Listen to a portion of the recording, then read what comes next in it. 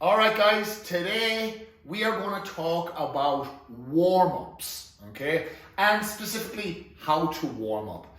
This can be quite a tricky one to cover with a lot of people because your warm-up really depends on what you're doing that day and you as a person, your training experience. There's so many variables that go into it. So today I kind of want to give you a structure so you can start to build your own warm-ups yourself.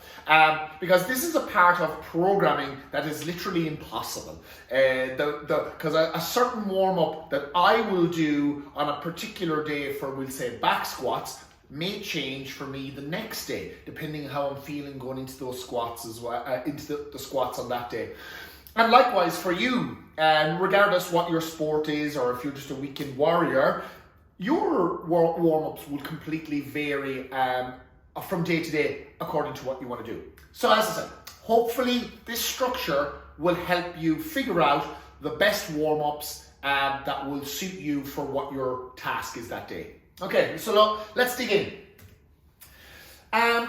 First of all, we have a 3-step structure, okay? So when it comes to you warming up, if you follow this 3-step structure, it will be super easy for you to create your own warm-up. So the 3 steps are general warm-up, dynamic warm-up, and specific warm-up. So let's dig into those. First of all, you have a general warm-up. So I would class general warming up as basically getting the blood pumping through the body. Picking a very low skill that your body can just get into and do pretty much immediately. So something like walking, running, skipping, cycling, rowing. There's more. You know, it's what you like. Maybe you like a little bit of a dance choreography. I don't know. It's up to you. Maybe you throw on the boxing gloves and hit the mitts for a little bit, or you hit the heavy bag. It's completely up to you. But the idea here is we're getting the blood pumping through the body. I always like to start off immediately with kind of like joint circles and kind of do a diagnostic of each part of the body. So I'd start with the wrists, I go to the elbows, I go to the shoulders, the hips, the knees, the ankles, and just kind of loosen them all up, just to kind of see how my body feels on that day. And maybe if I've trained chest the day before, I might feel that my pecs are a little bit tight, so I might spend a little bit of extra time picking an exercise or a general movement that will warm that area up more or send more blood to that area. Okay, so that would be your first step. Pick something general that gets the blood pumping and allows you to feel out what's going on in the body if something needs a little bit more of attention. Your second step would be a dynamic warm-up. Okay, so general warm-ups gets the blood pumping. Now we need to tackle the nervous system. So with the nervous system, we want it alive and ready to rock and roll. It's very rare we want the nervous system to be completely down-regulated. Normally when we would stretch or mobilize at the end of a workout, that's when we're down-regulating our nervous system, preparing the body for rest or sleep. But if we're about to go into a heavy lifting session, or you're about to run a marathon or sprint, or maybe play a game of football, you want your nervous system alert and awake so you're more capable of accomplishing your task. Okay, so dynamic movements that I really like are animal movements like bear crawl, duck walk, crab crawl. There's loads of different ones. If you Google on or jump into YouTube and just type in animal warm-up movements, there's a plethora of different videos on ways to warm up. And I like the animal movements because they move your body through a range of motion that will be different to regular life. So you're actually kind of mobilizing the joint as well as strengthening it. It's range of motion under tension. And that's important to remember, that mobility is like loose shoulder, but proper range of motion is a range of motion under tension. That's what proper mobility and stability really is, to be able to get into like an overhead squat without the joint being compromised.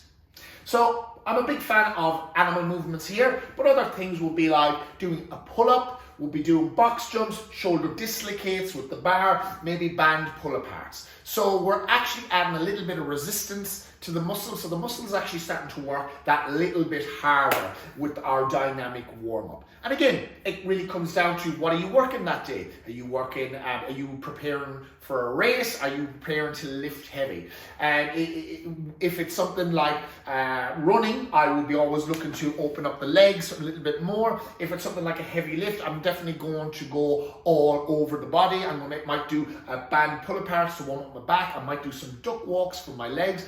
It just depends. You're going to figure out, and again, you're going to figure out what the best option will be for you. And again, with these movements, you're diagnosing as well. Okay, what's a little bit tighter and what do I need a little bit more work on? And then finally, you have your specific. Okay, what is the task that you're going to be at that day? Are you going to be doing a bench press? Are you going to be doing a squat, a deadlift, maybe a clean, a snatch? Or maybe you're about to sprint, okay, or play a game of AFL football, or maybe you're heading down the park with the kids to play a little bit of basketball. Whatever it is, now we get into the actual activity. So for example, if it is a back squat, you would put the bar on your back, completely empty, and just move up and down through the actual movement, assessing how that movement feels. Maybe there's a little bit more mobility or stretching or warming up required before you get into the movement itself. So that would be my three main points, or the structure that you would follow in order to build your warm-up. Typically, I would pick 3 rounds and 1 movement from each, and then vary the reps. Now, there is a couple of considerations to be taken into account when, again, building your warm-up. What's your training experience? You know, for someone that's starting out back squatting, maybe the weight on the bar isn't going to be that heavy to begin with. They still need to go through that 3-tier system of warming up, but maybe once they get to the specific, when they start doing their sets, maybe they want to get to their working weight much quicker. Whereas someone that would have a high training experience or a long training experience, maybe their weights that they're about to work up to, it may take them 5 to 10 sets to get there first. So each set is still warming up, it's still diagnosing where they are. Also, your considerations, it's sports specific. Okay, if you're going to be out in the field on a particular day, again, if you're going to be in the gym on lifting heavy weights, what would be the optimal considerations to take into account when it would come to the sport that you're about to compete in? Maybe an Olympic weightlifting. So for me, getting my athlete out in the field, sprinting up and down a hill before they're going to Olympic weightlift probably isn't optimal. I'm going to get them on the bar, going through the breakdown of those movements. Also, a big consideration would be, are you dealing with an injury right now? Okay, assessing where that injury is and how hard that it can be pushed that day and not pushing beyond it. We always want to move an injury, you always want to move that joint as much as possible because restricting the joint too much under an injury will lead to more problems down the road. But that's another video for another day. But understanding where you're injured at the moment and what you have to be careful of and what needs extra attention in that warm-up. Also, your goals. Are you on a weight loss journey? Are you here to build strength? Are you here to win a football match? It's understanding the specifics of your goals, not overexerting yourself in certain warm-ups so you are fully ready to rock and roll when it comes to your specific task. And of course, the weather.